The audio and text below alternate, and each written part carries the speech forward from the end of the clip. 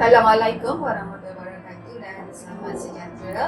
Saya Puan Siti Asmita binti Indonesia SMK Sungai merakamkan setinggi-tinggi ucapan terima kasih dan penghargaan kepada pelajar sarjana pendidikan jasmani dan sains dari UTM yang telah melaksanakan beberapa program di sini.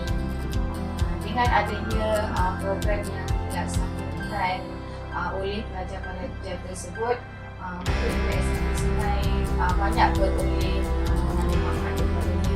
Ia seperti mereka dapat meningkatkan pengetahuan dalam pendidikan jasmani.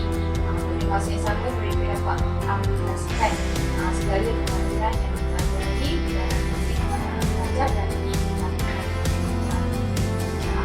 dan pada masa yang sama juga, murid-murid kami juga dapat meningkatkan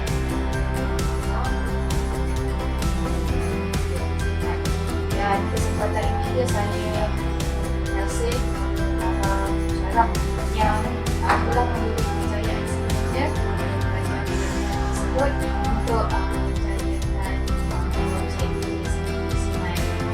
diharapkan kerjasama antara UTM dan juga SMK Sungai dapat diteruskan dan ditingkatkan dari semasa ke semasa, dan jalinan yang terlaksana ini akan memberi manfaat kepada kedua-dua belah pihak.